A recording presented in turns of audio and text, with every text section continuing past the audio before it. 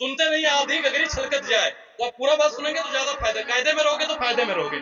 तो ठीक उसी प्रकार हमारा वो बजरंग दल है जो रोजगार पूछने वालों में, जब इतिहास में नाम लिखा जाएगा तो हम लोगों का नाम लिखा जाएगा कि अनुराग ओझा सवाल पूछ रहा था, और आप लोगों का जब इतिहास में नाम लिखा जाएगा तो आप लोगों का दलाली में नाम लिखा जाएगा। आप लोग पता नहीं, आप लोग तो आप तो शायद मुस्लिम पत्रकार हैं, बहादुर शाह जफर को मानने वाले होंगे। सुनिए, उन्होंने कहा था कि गाजियों में पूरे कि जब तक ईमान की तक तलम तक चलेगी तेग हिंदुस्तान की। आप लोग तो चापलूसी भारतीय जनता पार्टी की करने लगे, माफी वीर वंशजों की करने लगे। उन्होंने तो अपने बेटों की शहादत दे दी देश को बचाने के लिए। अरे कम से कम अपनी पत्रकारिता को ही बचा लीजिए देश को बचाने के लिए। कांग्रेस और फिर 2023 में चुनाव हुआ, और फिर केंद्र में किसकी सरकार बनी थी? 19 में बीजेपी। 23 में चुनाव हुआ, 3 राज्य कौन जीता? बीजेपी। अब 24 में केंद्र में कौन जीतेगा? मैडम आप बहुत समझदार पत्रकार हैं, आप बता दीजिए। ईवीएम से चुनाव ही नहीं होगा भाई, काहे घबरा रहे हो? कार्रवाई करने वाला लोग कौन? सिस्टम में बैठे हुए लोग किसके? सब भारतीय जनता पार्टी के। और मैं क्या कह रहा हूँ कि जितना भी सिस्टम है 1 हफ्ते के लिए दीजिए, और मैं मेन स्ट्रीम मीडिया तो मोदी जी की हिम्मत ही नहीं है कि दे पाएंगे कि जितना भी सोशल मीडिया है ना 1 महीने के लिए वो भी दे दीजिए। मोदी जी को पानी पिला पिला कर संसद में ना वो तो कहे। सोशल मीडिया पे ऐड चलने लग गए हैं भाजपा के, मोदी जी की गारंटी। आप चला रहे हैं क्या? आप चला रहे हैं क्या? आप चला रहे हैं कि नहीं? आप चला रहे हैं कि नहीं? हम नहीं, मोदी जी चला रहे हैं। आप मेन स्ट्रीम मीडिया चला रहे हैं, सोशल मीडिया है ना?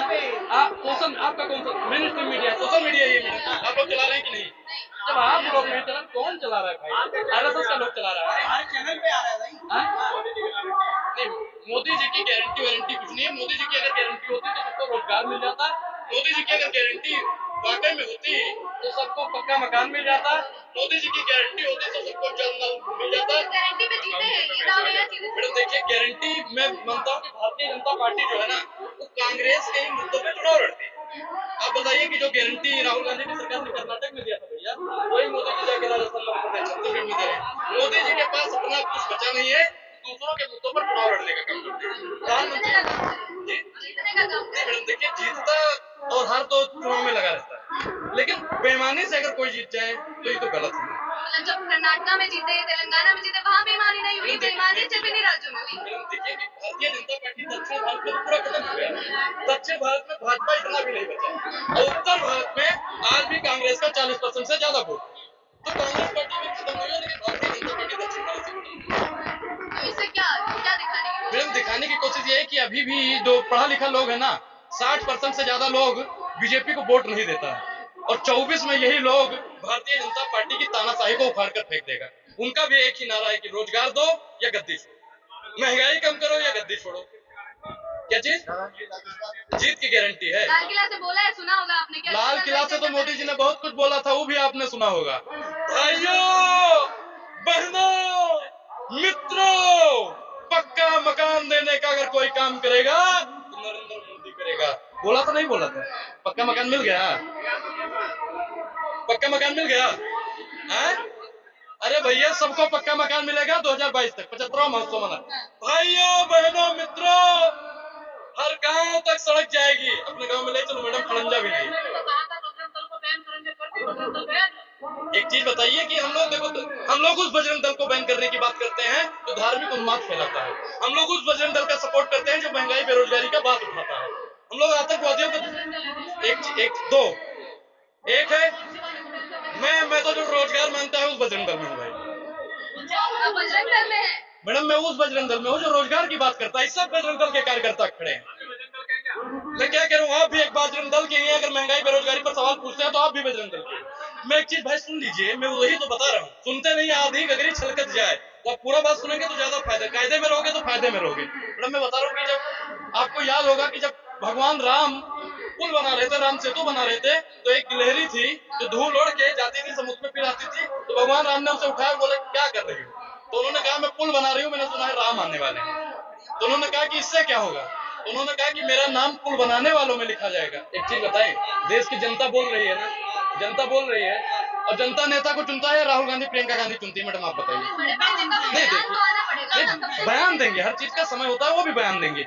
ईवीएम सदन में, आप सदन में राहुल गांधी जी या विपक्ष के नेता है, उन्हें बोलने का मौका देते हो आप? जो भी सदन में विपक्ष का नेता बोलता है सबसे पहले उनकी बर्खास्तगी हो जाती है। आप ये बताइए, लोकतंत्र की जो मर्यादा है उनको हमेशा धूमिल करने का काम इस सत्तापक्षी तानाशाही ने किया है, और इस पे आप लोग सवाल नहीं करेंगे। लेकिन सवाल आप किसपे करेंगे? सवाल करेंगे राहुल गांधी के ऊपर, सवाल करेंगे मल्लिकार्जुन खड़गे के ऊपर। आज सवाल ओम बिरला के ऊपर क्यों नहीं करते हैं? आज सवाल उस संसद कार्य समिति के ऊपर क्यों नहीं करते हैं जो रमेश बिधूरी, जो संसद के अंदर गाली देने का काम करता है एक चुने हुए सांसद के ऊपर, उसकी बर्खास्तगी नहीं होती है। एक सांसद प्रताप सिन्हा अपने पास तो संसद के अंदर हमला करवाता है, स्मोक बम के माध्यम से संसद सुरक्षा में चूक करवाता है, उस पर कार्रवाई नहीं होती है। लेकिन एक सांसद जो जनता की आवाज उठाता है सदन के अंदर, उसकी बर्खास्तगी हो जाती है, और आप तमाम मीडिया की चुप्पी साध लेते हो। और तमाम मीडिया कहां पहुंच जाते हो? जगदीप धनखड़ के पास। जगदीप धनखड़ जब राष्ट्रपति और उपराष्ट्रपति की पद की जो गरिमा है उनको धूमिल कर रहे थे, तब आपने पूछने की हिम्मत नहीं जुटाई। लेकिन जब एक कला के माध्यम से अपनी कला को प्रदर्शित कर रहे थे सांसद महोदय, आप उसको ये लिया, पर्सनल अटैक को ले लिया आपने। आपकी आवाज तब कहां चल जाती है जब प्रधानमंत्री मोदी जी एक महिला सांसद के ऊपर नूप सका के जो कहते हैं, महिला को अपमान करते हैं, वहां कहां चल जाते स्मृति ईरानी जब एक महिला का अपमान करते हैं और मणिपुर मामले में चुप्पी साध लेते हैं। आप ये बताइए, तमाम मंदिरों मस्जिद की लड़ाई में आप वोट की राजनीति करते हो, लेकिन जब संविधान की बात आती है, जब बाबा साहेब की बात आती है, तब आप लोग चुप्पी साध लेते हो। ये वही भारतीय जनता पार्टी है ना जो 6 दिसंबर को पूरा देश बाबा साहेब की परिनिर्वाण दिवस मनाता है, लेकिन ये लोग कौन है? शौर्य दिवस मनाने के लिए जाते हैं। सुनिए, दूसरा एजेंडा सुन लीजिए, पहले दूसरा एजेंडा सुनिए भारतीय जनता पार्टी का। पता 22 जनवरी तारीख क्यों तय किया गया? कभी आप लोगों ने सोचा?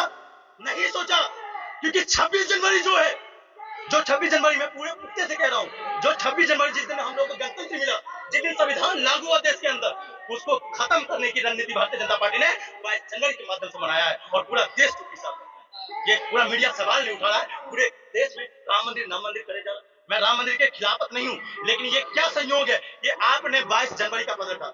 आप बताइए, वही बात कर रहा हूँ, 30 जनवरी आपको याद होगा, जिस दिन हम बलिदान दिवस मनाते हैं, उस दिन गांधीवाद के नाम से पूरा देश जाना जाता है। उस गांधीवाद की विचारधारा को भी धूमिल करने का काम किया आपने। कुछ भी वायरल करते, उससे कोई फर्क पड़ने वाला नहीं। उन्होंने ऐसा क्या कर दिया कि लोग उनकी किरकिरी करने लगे। अगर भाई मैं कुछ गलत बोलूंगा तो लोग हमारी किरकिरी करेंगे कि विजय सिंह 2003 से बोल रहे हैं कि ईवीएम बैन होना चाहिए। सब लोग ईवीएम पे सवाल इसलिए उठा रहे हैं क्योंकि ईवीएम में कहीं ना कहीं खराब हो जाता है। भारतीय जनता पार्टी उसमें सिस्टम कर देती है। मैडम एक चीज बताइए, माइक है और पूरा दिन आप हमारा इंटरव्यू लोगे तो डिस्चार्ज होगा या नहीं होगा? होगा या नहीं होगा? बोलिए मैडम, तेज बोलिए। मोदी जी आपका 500 रुपया देंगे, बोलिए। अरे मोदी जी तो 500 चाहिए दिए ना। डिस्चार्ज हो जाएगा ना। अब भाई जब डिस्चार्ज पूरा दिन वोट पड़ रहा है और फिर भी ईवीएम मशीन फुल चार्ज है, तो कहीं ना कहीं बेईमानी है। मैं विधायकी लड़ रहा हूँ अपने गोंडा से मैडम, ठीक। मुझे कांग्रेस पार्टी या कोई पार्टी टिकट दे रही है तो पहले सर्वे करवाती है कि अनुराग ओझा विधायक बनने के लायक है। हाँ भाई, अनुराग ओझा को लोग चुन रहे हैं। अब मुझे टिकट मिल गया, अब क्या मुझे मैडम मेरे गांव से, मेरे गोंडा से 40 वोट नहीं मिलेगा? मिलेगा या नहीं मिलेगा? मिल जाएगा, ठीक। तो बताइए, मध्य प्रदेश में ऐसे कई गांव है जहां से उसी के विधायक को 40 वोट नहीं मिले। अब मैडम एक चीज और फिर मैं आपको बताता हूँ। मैं मान लो लड़ रहा हूँ चुनाव और मैंने अपना वोट डाला, तो मुझे कम से कम मेरा वोट तो मिलना चाहिए। मैडम आपको याद होगा कि बीएसपी का एक नेता था जिसने अपना वोट डाला और उसे अपना ही वोट नहीं मिला। तो ईवीएम में ऐसे धांधलीबाजी होती है। 2024 नजदीक है, ईवीएम की बात उठने लगी, ईवीएम जैसे मुद्दे आने लगे हैं। मैडम देखिए, मैडम अगर 2024 का चुनाव ईवीएम से नहीं होगा तो हम लोग वोट डालने ही नहीं जाएंगे। तो वोट डालने नहीं जाएंगे। हम आप लोगों से भैया हाथ जोड़ के कह रहे हैं, हाथ जोड़ के आपसे निवेदन कर रहे हैं कि अपने बच्चों का भविष्य बचाना है तो बाइकआउट ईवीएम कीजिएगा। अगर अपनी बहन बेटियों की इज्जत बचाना है तो बाइकआउट ईवीएम कीजिएगा। वीडियो बनाना क्या लोकतंत्र देश में हमारा मौलिक अधिकार नहीं है? क्या मैं वीडियो किसी एविडेंस के माध्यम से बना नहीं सकता हूँ? क्या मैं यहाँ पे सड़क पे आगे, क्या मुझे मौलिक अधिकार नहीं है कि मैं अपना बयान दर्ज करवा सकता हूँ? आप उस वीडियो बनाने के आधार पे कैसे आपने साबित कर दिया कि राहुल गांधी जी गलत है? जिसने अपने जुबान के माध्यम से संसद की गरिमा को धूमिल किया, वो गलत नहीं हो सकता।